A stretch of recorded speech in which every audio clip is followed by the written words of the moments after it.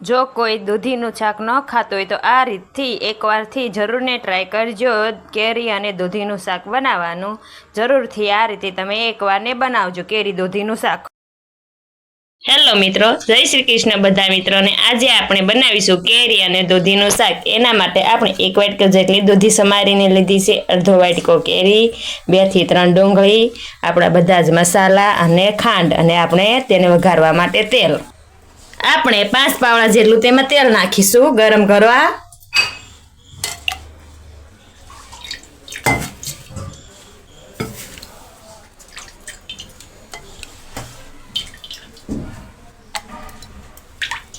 હવે આપણે તેને ગરમ થવા દઈશું।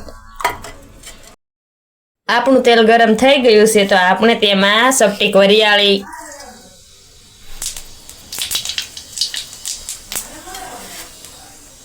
આપણે તેમાં 1 ચમચી રાઈ,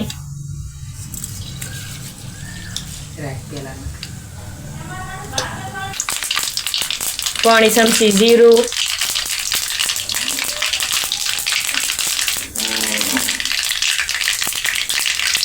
અડધી ચમચી હિંગ,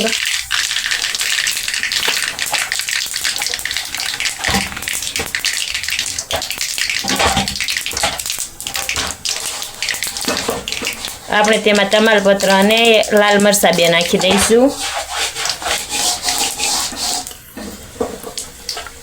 હવે આપણે તેમાં ડુંગળી નાખી દઈશું।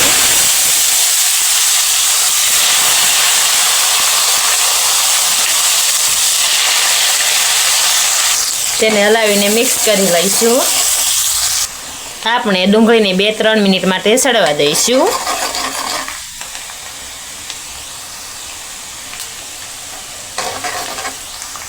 આપણી ડુંગળી સડી ગઈ છે તો આપણે તેમાં દૂધી નાખી દઈશું। આ રીતે ઝીણી સમારેલી ડુંગળી આપણે તેમાં દૂધી નાખવાની છે। ઝીણી સમારેલી દૂધીને આપણે નાખીશું। આપણે આ સાઈઝનો 1 વાટકો દૂધી લીધી છે સમારીને। આપણે મીડિયમ ગેસ પર દૂધીને સડવા દઈશું।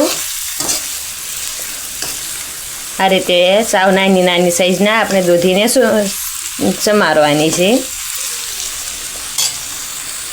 આપણે 2 ચમચી જેટલું તેમાં મીઠું નાખી દઈશું।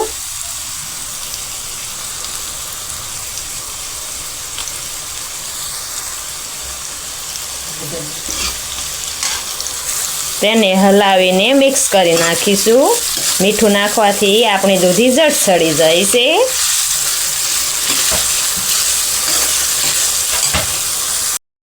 આપણી દૂધી 5 થી 7 મિનિટમાં સડી ગઈ છે તો હવે આપણે તેમાં ઝીણી સમારેલી કેરી નાખી દઈશું।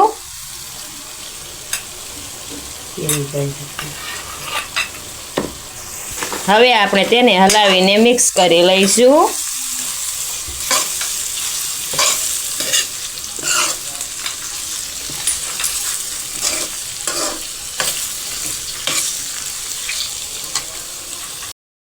આપણી કેરી સડી ગઈ છે તો હવે આપણે તેમાં 3 થી 4 ચમચી જેટલી ખાંડ નાખીશું।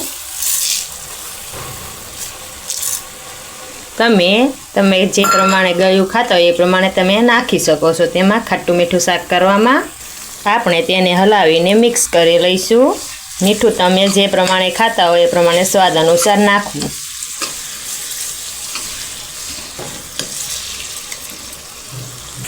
આપણી ખાંડ તેમાં ઓગળી ગઈ છે તો હવે આપણે તેમાં લાલ મરચું નાખી દઈશું। હવે આપણે તેને હલાવીને મિક્સ કરી લઈશું।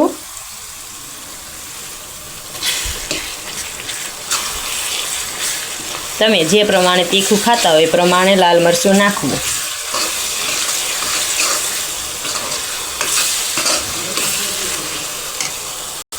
આપણું મરચું 1 થી 2 મિનિટ માટે પાકી ગયું છે તો હવે આપણે તેમાં પાણી નાખી દઈશું।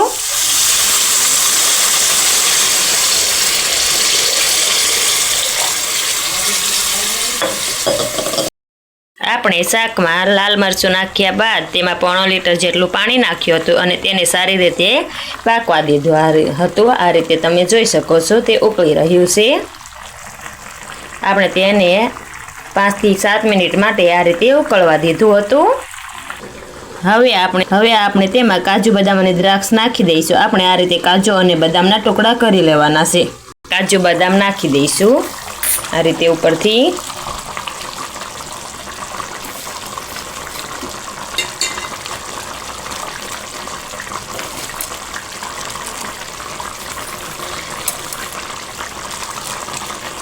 હવે તેને હલાવીને મિક્સ કરી લઈશું. આપણે કાજુ બદામ નાખ્યા બાદ તેને હલાવીને મિક્સ કરી લઈશું. આપણું કેરી દૂધીનું શાક બનીને તૈયાર છે. હવે આપણે તેમાં ધાણા જીરું નાખી દઈશું. આપણે તેમાં ધાણા જીરું, તેમાં ઉપરથી કોથમીરને નાખી દઈશું અને તેને આ રીતે હલાવીને મિક્સ કરી લઈશું.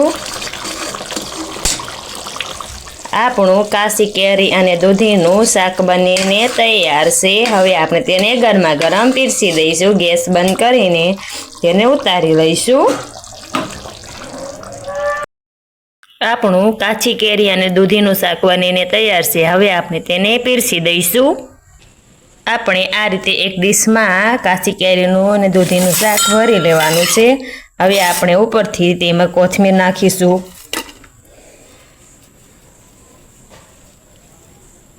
ઉપરથી કાજુના બદામના ટુકડા,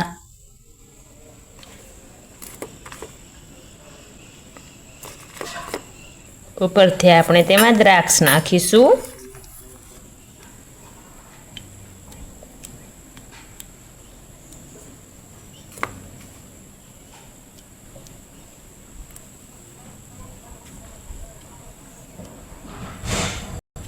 આપણું કેરી દૂધીનું શાક બનીને તૈયાર છે.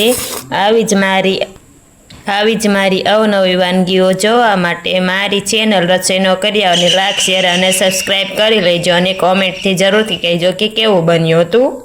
આપણે તેને રોટલી સાથે પીરસી દઈશું. આપણે આ રીતે તેને રોટલી સાથે પીરસી દેવાનું છે. તમે તેની સાથે કોઈ પણ સંભારો કે ગમે તે ખાઈ શકો છો.